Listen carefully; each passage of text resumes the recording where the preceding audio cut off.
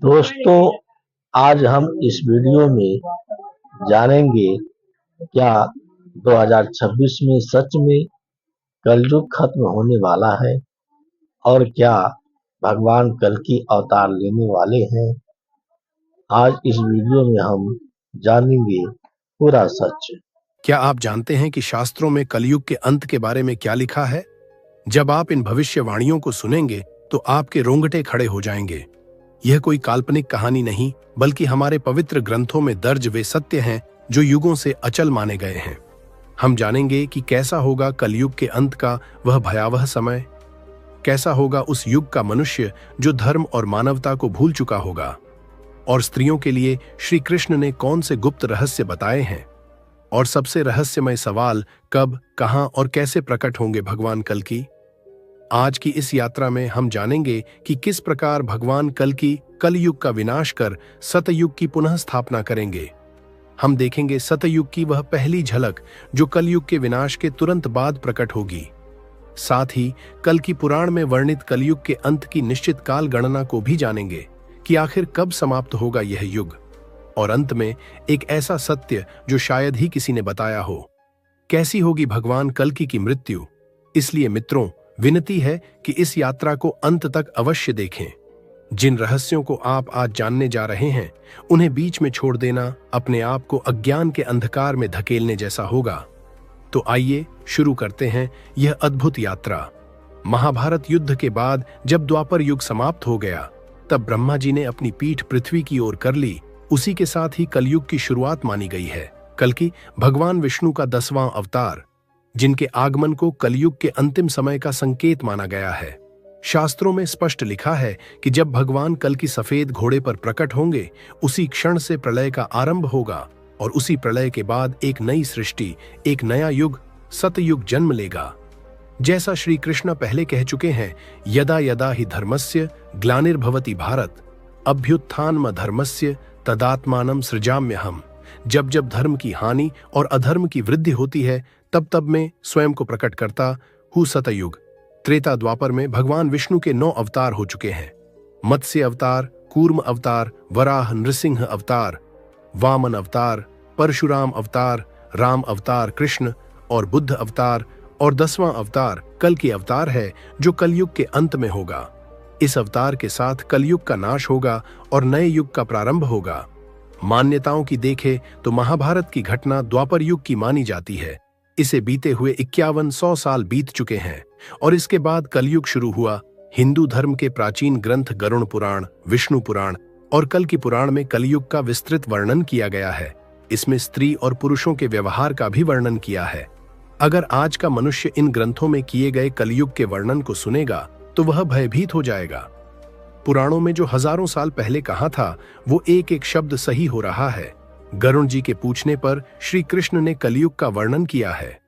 श्री कृष्ण कहते हैं, त्रेता युग, द्वापर युग और कलयुग तीनों युगों से सबसे छोटा और भयानक है। जब कलयुग अपने चरम पर होगा और धर्म का संपूर्ण नाश हो जाएगा, तब भगवान का भयानक प्रलय इस सृष्टि का नाश करेगा। भगवान कृष्ण ने बताया कि कलयुग में मनुष्य का व्यवहार एवं कर्म कैसे होगा। तो आइए इसे विस्तृत रूप में समझते हैं। ओम कल्कि देवाय नमः। बलवान व्यक्ति सबका स्वामी होगा, चाहे वे किसी भी कुल में जन्मा हो। जो बलवान होगा वो सबका स्वामी होगा। धोखा और पाखंड अपने चरम पर होगा। कलयुग में जो व्यक्ति झूठ बोलेगा वो श्रेष्ठ माना जाएगा। मनुष्य मशीनी उपकरण की पूजा करेंगे, उन्हें भगवान से भी ऊपर समझा जाएगा। व्रत और उपवास के नियम टूटेंगे। लोग व्रत, उपवास, दान अपने विचार के अनुसार करेंगे, कोई विधि विधान का पालन नहीं करेगा। धन का दिखावा बढ़ेगा। थोड़े से धन को प्राप्त कर लोग गर्व करेंगे। मनुष्य धन का उपयोग केवल दिखावे के लिए करेगा और स्वयं को धनवान दिखावे में लगा रहेगा। जो व्यक्ति धनहीन होगा, उसकी पत्नी उसे त्याग देगी। धनवान व्यक्ति स्त्रियों का स्वामी बन जाएगा। कलयुग में गाय का सम्मान घटेगा। गाय का पालन केवल दूध के लिए होगा, उसकी सेवा पूजा नहीं करेगा। मनुष्य का सारा ध्यान धन कमाने के लिए होगा। धन और धर्म के लिए कोई भी रुचि नहीं होगी। स्त्रियों का स्वभाव, स्त्रियां सुंदर पुरुष की कामना करेंगी और धर्म शास्त्रों की अवहेलना करेंगी। वह अपने पति सास ससुर की सम्मान नहीं करेंगी। वह अपने परिवार की विघटन करेंगी। लोग अपने स्वार्थ के कारण रिश्तों को तोड़ेंगे। वृद्धजनों की सेवा करना भूल जाएंगे। संयम का अभाव बढ़ेगा। लोग बिना स्नान किए भोजन करना, अग्निदेव और अतिथि का सम्मान न करना आम हो जाएगा। प्राकृतिक आपदा, रोग, योग, तपस्या और सात्विक भोजन के अभाव में लोग कम उम्र में मृत्यु को प्राप्त होंगे। अनाज और फल उत्पन्न नहीं होंगे। कम उम्र में महिलाएं गर्भवती होंगी। इस प्रकार ग्रंथों में कलयुग का भयावह वर्णन किया है। क्या आपको लगता है कि कुछ बातें आज के समय में सत्य हो रही है? लेकिन यह तो केवल शुरुआत है। जब महाभारत युद्ध के बाद धर्मराज युधिष्ठिर ने इन्हीं आशंकाओं से व्याकुल होकर भगवान श्री कृष्ण से मिलने का निर्णय लिया, तब एक और भयावह सत्य सामने आया। महाभारत के युद्ध की समाप्ति के पश्चात जब धर्मराज युधिष्ठिर हस्तिनापुर के सिंहासन पर आसीन हुए, तो उनके मन में सृष्टि के भविष्य को लेकर अनेक चिंताएं उठने लगीं। द्वापर युग अब समाप्त होने की कगार पर था और कलयुग के आगमन के संकेत मिलने लगे थे। युधिष्ठिर यह सोचकर व्याकुल हो उठे कि कलयुग में मानव जीवन का क्या होगा और धर्म की क्या स्थिति रहेगी। अपने मन की इस चिंता का समाधान पाने के लिए उन्होंने अपने चारों भाइयों भीम, अर्जुन, नकुल और सहदेव के साथ भगवान श्री कृष्ण के पास ने का निश्चय किया। युधिष्ठिर ने अपने भाइयों को बुलाया। अर्जुन ने चिंतित स्वर में पूछा, हे बड़े भ्राता, आप इतने चिंतित क्यों दिखाई दे रहे हैं? क्या किसी शत्रु ने हमारे राज्य पर आक्रमण करने का दुस्साहस किया है?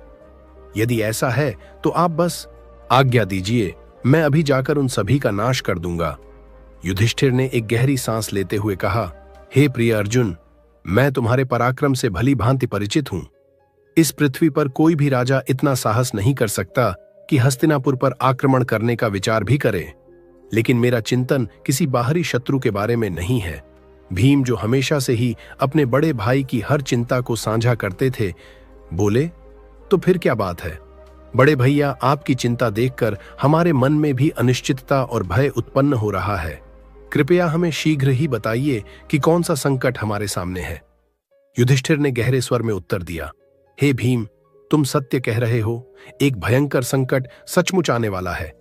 मैं कलयुग के आगमन के विषय में सोचकर चिंतित हूं। मुझे यह भय सता रहा है कि आने वाले समय में मानव समाज किस दिशा में जाएगा, धर्म का क्या होगा और सत्य का क्या हश्र होगा। इसीलिए मैंने निश्चय किया है कि अब हमें द्वारिकाधीश श्री कृष्ण जी के पास जाना चाहिए। केवल वही हमें इस चिंता से मुक्त कर सकते हैं। सभी पांडवों ने युधिष्ठिर की बातों से सहमति प्रकट की। अर्जुन ने कहा, आप सत्य कह रहे हैं। भैया, श्री कृष्ण ही इस समय सबसे अधिक ज्ञानी और भविष्य के जाता हैं। हमें शीघ्र ही उनके पास चलना चाहिए। भीम ने भी उत्सुकता से कहा, हे धर्मराज, मैं आपके साथ हूं। हम सब द्वारिका चलकर श्री कृष्ण से परामर्श करेंगे। इस प्रकार से विचार करके सभी पांडव द्वारिका की ओर प्रस्थान करने लगे। वे पवित्र नगरी द्वारिका में पहुंचे, जहां श्री कृष्ण ने उनका स्वागत किया। श्री कृष्ण के पास पहुंचते ही युधिष्ठिर ने उनके चरणों में प्रणाम किया और कहा, हे केशव, आपको बारंबार नमस्कार है। श्री कृष्ण ने मुस्कुराते हुए कहा, हे महाराज युधिष्ठिर, द्वारिका नगरी में आपका स्वागत है। कहिए, मैं आपकी किस प्रकार से सहायता कर सकता हूं? युधिष्ठिर ने विनम्रतापूर्वक कहा, हे माधव, आप तो सब कुछ जानते हैं। द्वापर युग अब समाप्त होने वाला है और कलयुग के संकेत स्पष्ट रूप से दिखने लगे हैं।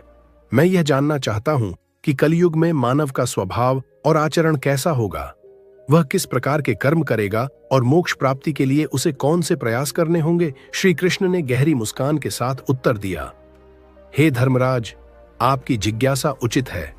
कलयुग के प्रभावों को समझना अत्यंत महत्वपूर्ण है, लेकिन इसका उत्तर मैं आपको सीधे नहीं दे सकता। इसके लिए आपको और आपके भाइयों को कुछ विशेष अनुभव प्राप्त करने होंगे। युधिष्ठिर ने उत्सुकतापूर्वक पूछा, हे केशव, आप जिस प्रकार की परीक्षा की बात कर रहे हैं, उसके लिए हम क्या करें? हमें क्या अनुभव करना होगा?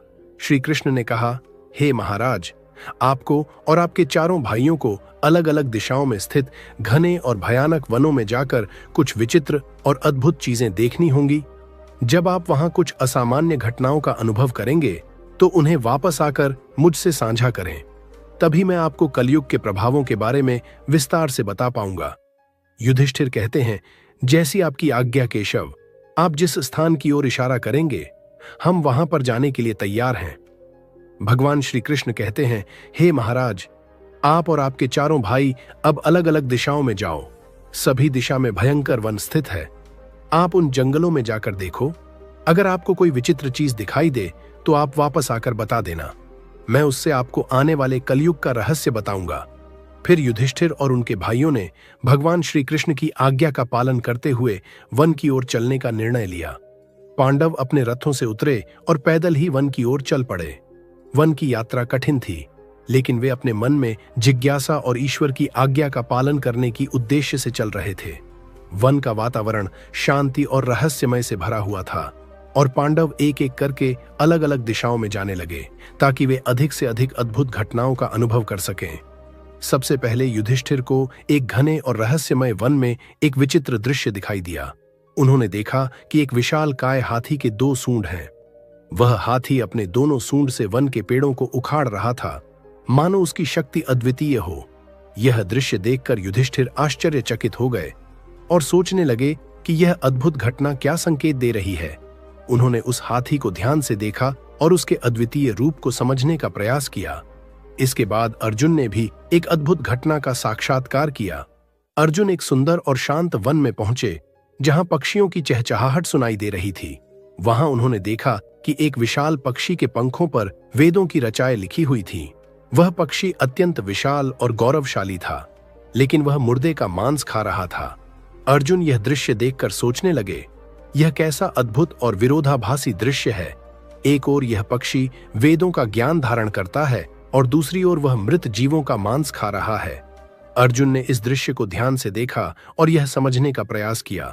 फिर भीम, जो बड़े बलवान और हृपुष्ट थे, उन्होंने तो दोस्तों, ये थी कल की अवतार की पूरी सच्चाई।